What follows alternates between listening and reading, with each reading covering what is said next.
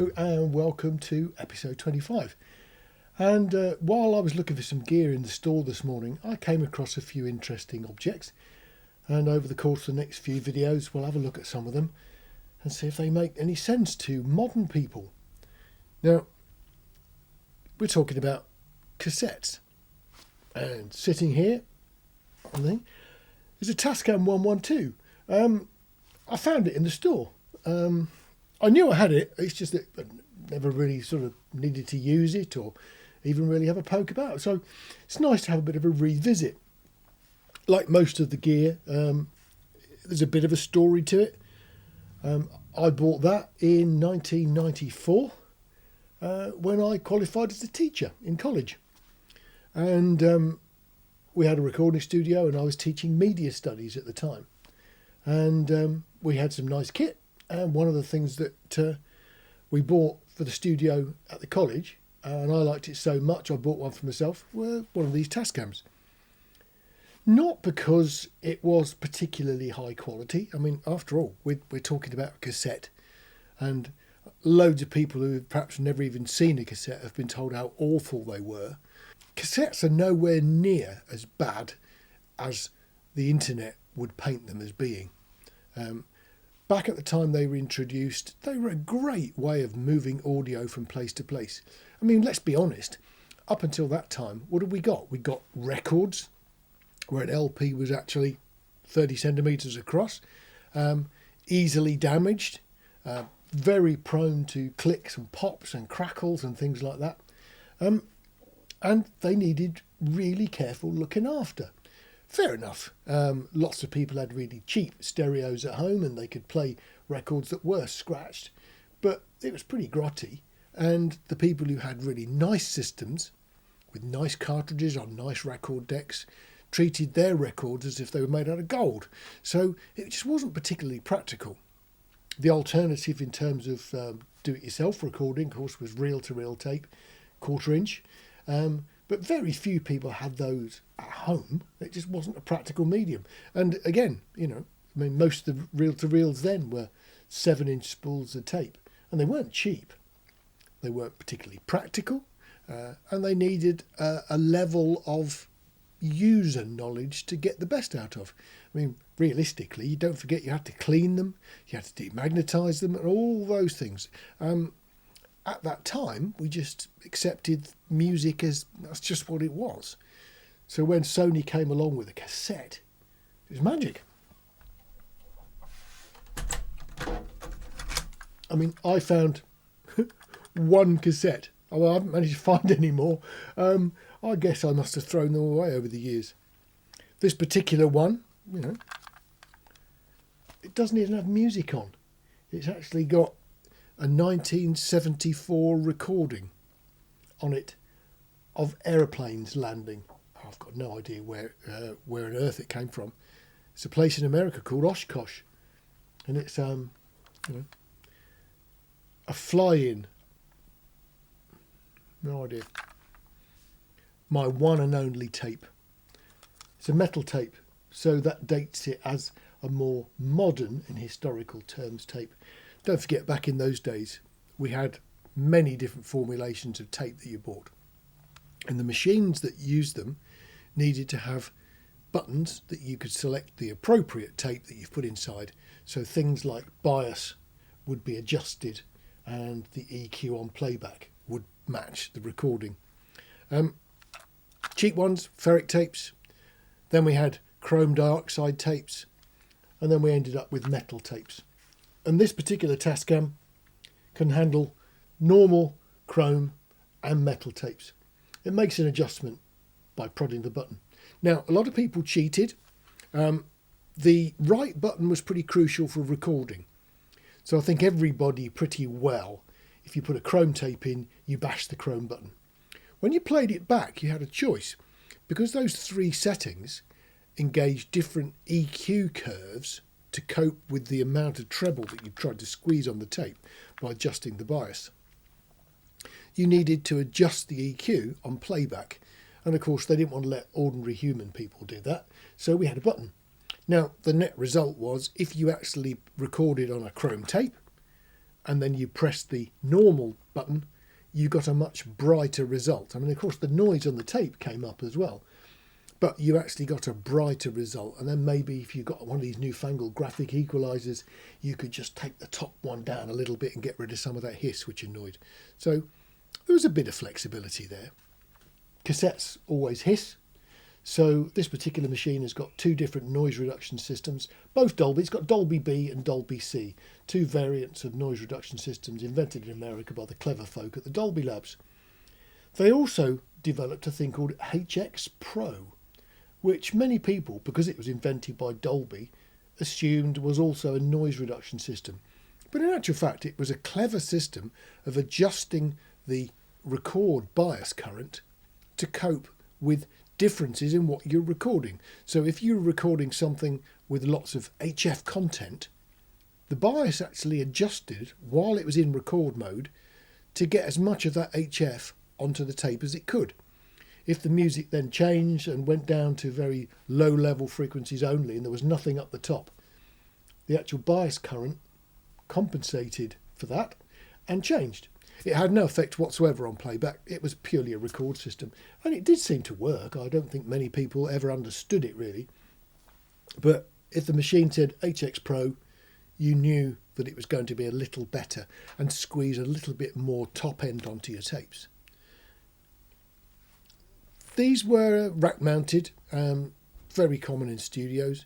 And one of the things about these that I liked was that although it's got the sockets on the back, so all the connectors are in the usual place on the back panel, it's also got a switch that turn on a couple of 1/4-inch jacks on the front panel.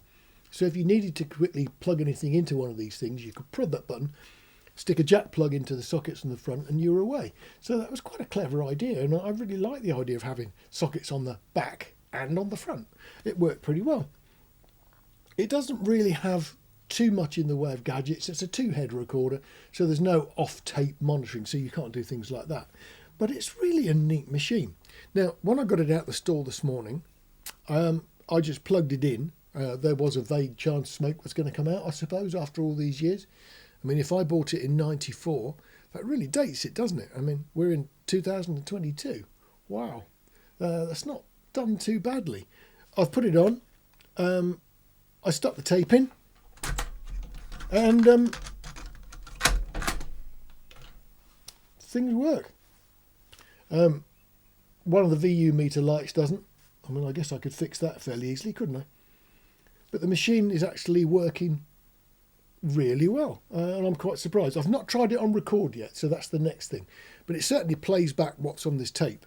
Unfortunately, what's on this tape is extremely boring and it's not music. So I figured that what we should do is use this machine and record something on it. Now, we've got, full quality WAV files. We had 16-bit, then 24-bit, 32-bit, floating point, all this stuff. So most people who've got a computer-based DAW can now produce something that's really good quality. I figured I would use my DAW to produce something that will reveal how good this thing is still working. So what I was thinking was that back in cassette days, there were a few things you recorded that really revealed when your machine was not doing a good job. Pianos were a really good one because pianos don't waver in frequency. So a long piano note, if the speed stability is fluctuating at all, you hear a warble. And the other thing, of course, is HF content. So what I'm trying to do is just grab some piano music and add to it some synthesized twinkles and sparkles in the background. So we should have piano, which we can use to assess for stability, and also quite a lot of HF content. And if it gets recorded, we'll hear it. If it doesn't get recorded, we'll know the machine's not performing. I don't know what the results are going to be yet, and it'll be interesting to see if a machine this old is actually still capable of doing decent quality recordings. And also, we're testing this cassette thing, aren't we? Are cassettes as rubbish as they're made out to be? I figured what we do is we'll have the WAV file, we'll then convert that into an MP3, and then we'll stick that WAV file into the cassette and then stick it back into the DAW. So we should actually have cassette quality, MP3 quality and full quality as 3 files. And I'll make them available for download if you want to really study them. And also it'll give us a test as to how good YouTube is at hearing the difference between 3 different quality levels when it's stuck on the internet. So I reckon it should be interesting to see what's going on. I really don't know. Time will tell. Anyway, I'll get on with recording some music onto this thing, and we'll see how we go.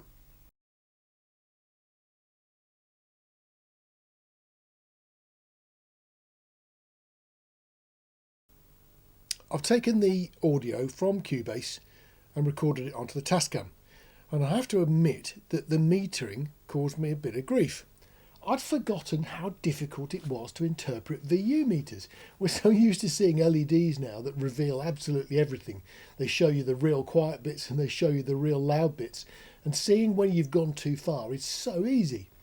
Looking back to the days of the Tascam, of course, you had to learn to interpret those 2 meters and how they would overshoot and drop back, and the ballistics of those meters took a bit of practice to get used to it, and I'd sort of forgotten how we did it.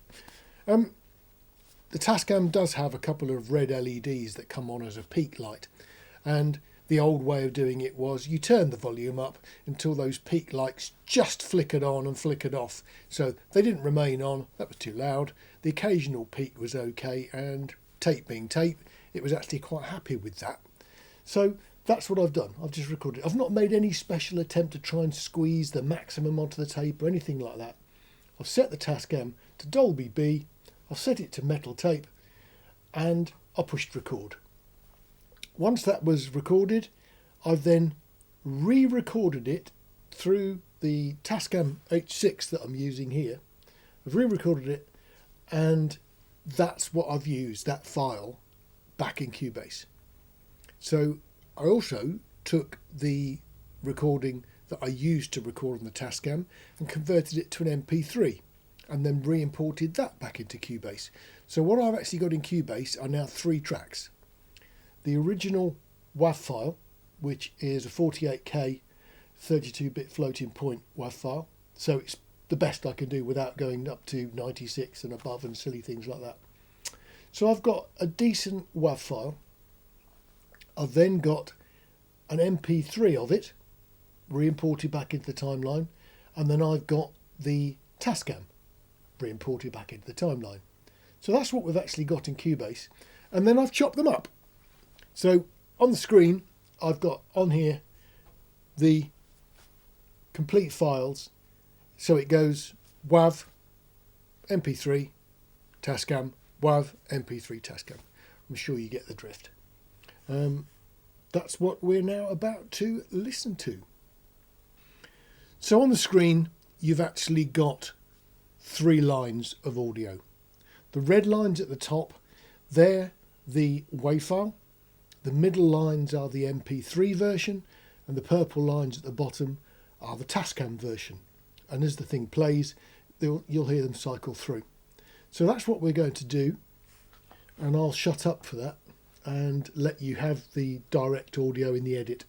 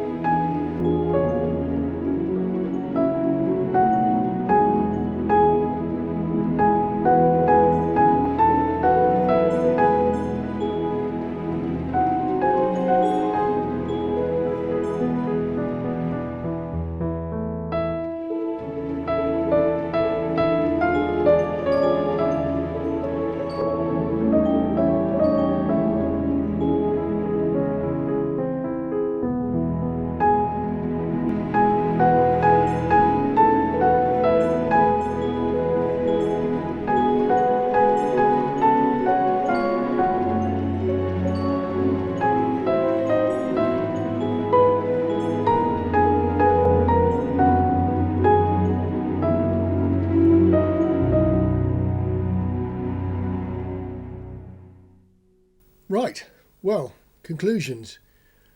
Clearly, the Tascam has got a lack of top end. I don't think it's a huge amount, but it's certainly what my memory tells me cassettes sounded like. There's also one other thing. If you look at the waveform display, you can actually see that the quiet parts in the track are louder in the Tascam. So there is some evidence that there is compression going on there. The MP3 in the WAV file, to my ears, at my age, I can't hear the difference. If there is a difference, I can't hear it. We do, of course, detect it on the Tascam. So I can't see me using a cassette machine for any serious recording. I think this machine is probably one of the better ones. And no doubt with some tweaking and maybe experimenting with the different bias settings. I could have tried it on Chrome tape setting and recorded it. I could have tried it on the, well, there's loads of things I could have tried, but realistically, Dolby B and the metal setting on a metal tape, and that should be as good as it gets. Now, that's not to say that all these tape machines are rubbish, because of course they're not, but there is a sort of friendliness about having something that you can whip out. Of course, these things were the most horrendously unreliable, and pressing that button, the flap opening and then having the inside of that stringing all over the place was a fairly common thing, wasn't it? Plus the cleaning, plus the messing around with drive belts after a few years. It suddenly occurs to me that in all of its life, this has had one drive belt.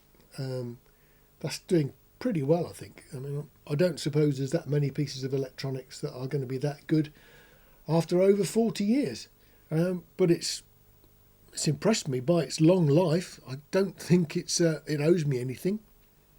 But there we go. That's a cassette. As good or as bad as you thought? I don't think there's anything magical about it in my view. I'm quite content with the sort of quality we get off computers now. Can't see any point in running analogue myself. Certainly the dullness of it is something I have got used to not having. Anyway, that's it. Tascam 112 still works after 40 years and probably is as good as cassette was in the 1990s.